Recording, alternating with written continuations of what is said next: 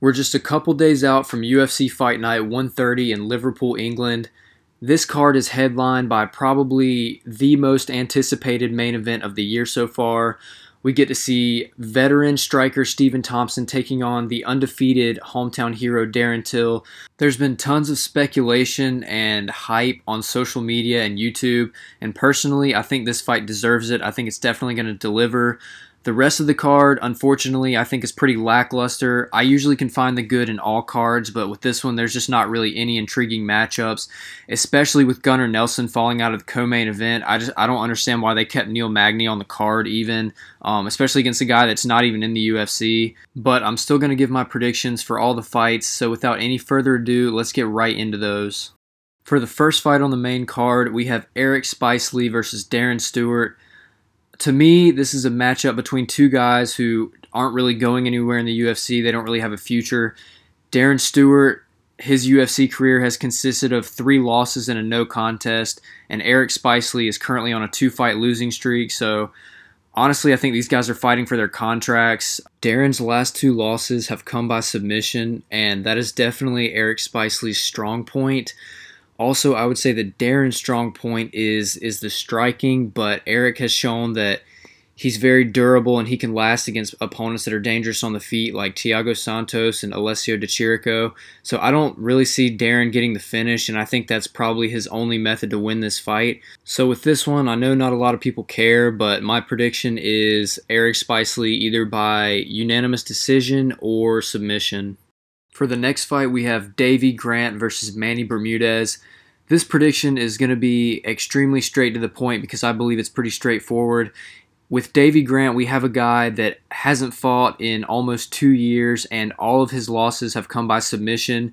And with Manny Bermudez, we have a guy that's recently fought. There's a lot of hype behind him, and he's a submission specialist. So with this fight, I have to say Manny Bermudez by early submission. Anything can happen in MMA. Davey Grant could win by first-round knockout, but I feel like Manny Bermudez by first or second-round submission is easy money, so that's my prediction. The quality of the fights is slightly increasing. Next up, we have Jason Knight versus Makwan Amirkhani. He calls himself Mr. Finland. I guess Mr. Kurdistan didn't have the same ring to it. I think this is going to be a really close fight, and it's kind of hard to predict because Jason Knight used to be a really confident striker, and he had a lot of momentum in the division, but when he got knocked out by Ricardo Lamas, that completely sapped his confidence, and that was evident in his last fight against Gabriel Benitez. He was scared to engage, and he basically got outclassed the entire time. So if he's still broken mentally, I think he'll lose this fight, but if he's gotten his confidence back, if he's shaken out the cobwebs, I think he will win. Both of these guys are well-rounded fighters. Amirkhani is probably going to be looking to take this fight to the ground, while Jason Knight would probably be a little more comfortable on the feet. Honestly, this is a toss-up. I could see it going multiple ways, and we don't know how Jason Knight is mentally with this one because he was so off in his last fight. But since I have to give a prediction, I'm going to go with Jason Knight by close decision. Next up, we have Arnold Allen versus Mads Burnell. Arnold is probably one of the best fighters out of England right now.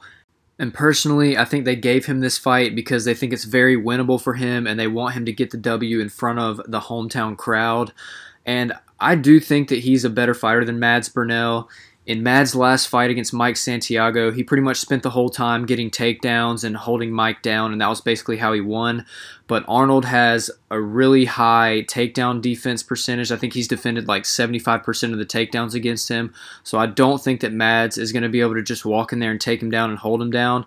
And I think Arnold is the better striker for sure. So I just see this one going to a decision where the whole time Mads is trying to get takedowns. Maybe he gets a few, but Arnold is able to stuff most of them and keep it on the feet where he wins the striking and ultimately wins a decision, especially since it's his hometown crowd and hometown judges. So with this fight, I have to say Arnold Allen wins by decision. For the co-main event, we have Neil Magny versus Craig White, who's taking the fight on extremely short notice. Like I was saying earlier, I really don't know why they made this fight, and if they wanted to keep Neil on the card against somebody that's not even in the UFC, I don't understand why they would keep it as the main event. Apparently, Neil was also offered to fight Jorge Masvidal, but he declined. I don't really understand that. I don't know why he would take this guy and not Jorge. I don't know, but this is probably one of the weakest co-main events in recent. I can't really think of all the co-main events in the past couple fights, but this is definitely sticking out as like, why is this happening? The only possible outcome I could see that would be good is if Craig White actually got the miraculous upset, and then it would be kind of like a feel-good story. But other than that, there's not really even a point to this matchup. If Neal wins, it's just going to be a win. Like, okay, you beat a guy that's not even in the UFC, not UFC caliber. It doesn't really do anything, Neal. You need to be fighting top contenders if you ever want to move up from number 9.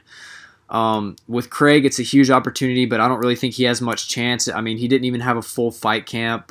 In terms of the actual prediction, Craig has never had a fight that's gone the distance, so I have to say Neal gets some type of finish. I'm leaning towards a submission. I think this fight, it's not really going to prove anything for either guy, but I got to say Neal Magny wins by submission. And finally, for the highly anticipated main event, we have Stephen Wonderboy Thompson versus Darren the Gorilla Till.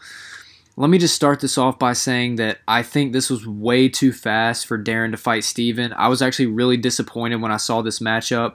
I know that Darren was having problems getting fights. I know Usman turned him down, and probably a couple other guys. Jorge couldn't fight for some reason.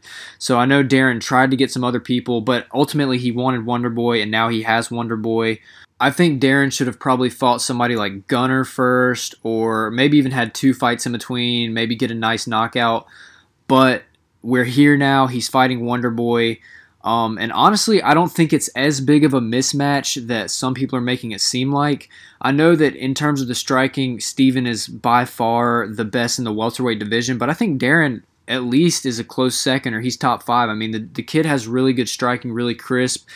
In this fight, I'm like 100% sure that Stephen is definitely going to stay on the outside with his amazing footwork. He's going to use his side kick to keep the distance and gauge the distance. He's probably going to switch stances. He's going to try to keep it unorthodox, just so he doesn't get destroyed like Cowboy did. I definitely don't think Stephen is going to try to rush in, though, and I don't think he's going to fight in the pocket, because in the pocket, Stephen, I mean, he gets clipped. I mean, Jake Ellenberger dropped him, and he got dropped by Woodley twice, so I really think he's going to just try to keep Darren at a faraway distance and just kick and stick and move and try to win by decision. I do not think Stephen's going to try to win by knockout, just because he'll probably leave himself too available, and he knows that if he gets clipped, Darren's probably not going to let him off the hook. But I do think that Darren has a chance to knock out Stephen. People don't really seem to be talking about that. In terms of who has the better chin, I definitely think it goes to Darren. He's never really even been phased. He's taken some shots in his UFC career, but he's never been dropped or never been wobbled. But Stephen has been dropped and wobbled multiple times. So I think if Darren can land, it's going to do some serious damage to Stephen. But that's where Stephen's footwork and karate movement comes in. I don't think he's going to let Darren get close. One thing that I would like to address is the criticism that Darren Till gets for his draw with Nicholas Dalby. I don't really think that criticism is valid, because first of all, it's not even like it's a loss. Darren's still undefeated, and he was 22 years old. He's barely 22, and he's in the UFC fighting a guy that was 33 and also undefeated. It was an extremely tough fight for him, and he had a catastrophic shoulder injury in the 3rd round and still stuck in there. And personally, I think he won the fight. I mean, he easily won the first 2 rounds, but I guess the judges just gave a 10-8 for that 3rd round where he didn't really do much. But personally, I think he won that fight. Stephen, earlier in his career, lost to Matt Brown just because he didn't know anything about ground game. Nobody seems to bring that up. And I'm not discrediting Stephen. I'm just saying that guys lose earlier in their career, but, I mean, Darren Till doesn't even have a loss. I mean, the dude is supposedly undefeated in kickboxing and Muay Thai, and he's undefeated in MMA, so I definitely don't think the criticisms of the Dalby fight are valid at all. On the flip side of that, Stephen Thompson is also undefeated in kickboxing. He's 57-0, so both of these guys have extremely highly regarded striking credentials. Honestly, I think these are the 2 best strikers in the welterweight division right now. If Darren does lose this fight, which I think there is a very high chance that Stephen Thompson wins by decision, I'm not really going to blame him. I'm going to blame the matchmakers for trying to shove him into stardom much too fast and putting him against the #1 contender much too fast. Unfortunately for all of the Till haters out there, if he loses this fight to Stephen Thompson, especially if it's by decision, I don't really think you have grounds to say he got exposed. I mean, multiple people, like Rory McDonald lost to Stephen Thompson. Is he a hype train? So, I mean, you can still say Darren's hype if that's what you truly believe if he loses this, but I don't really think you have grounds to say that he got exposed by Stephen Thompson, especially if it's a close fight, which I think it could be. But I know there's like multiple 30-minute videos on YouTube about predicting this fight, so I'm actually going to wrap this up. I'm going to keep it fairly short. I do think there's a high chance that Stephen wins this. I think Stephen, if he wins, it will be by staying on the outside, sticking and moving, not really engaging into close combat, and eventually winning the decision. He's definitely gone to more 5-round decisions than Darren Till has. However, I do think Till is going to be well aware of Stephen Thompson's game plan and his weaknesses, and Till is going to be pushing the pace and pushing the pressure and trying to fight in the close range. And honestly, I think Darren Till's going to land a shot that puts Stephen in trouble. He might not finish it right off the bat, but I think Darren throughout the fight is going to be landing big shots and softening Stephen up. If he employs leg kicks into his game, I think that's going to also cripple Stephen during the fight. I think Darren's going to land a big shot and put Stephen out. I don't think it's going to knock him out cold, but I think it'll be more along the lines of the Cowboy fight, where he maybe breaks his nose or does some damage and then just gradually gets the TKO. But I guess y'all can criticize me and say I believe in Santa Claus, but with this fight, I have a real feeling that Darren Till is prepared to beat Stephen Thompson. Now, like I said earlier, I do think Stephen could win by decision, but I think Darren is going to be able to get on the inside, clip Stephen, land a big shot, maybe even take Stephen down. He has a better ground game repertoire than Stephen has. I think he might even take Stephen down and get the TKO, but I do think Darren Till is eventually going to get the TKO. It's just a strong feeling I have.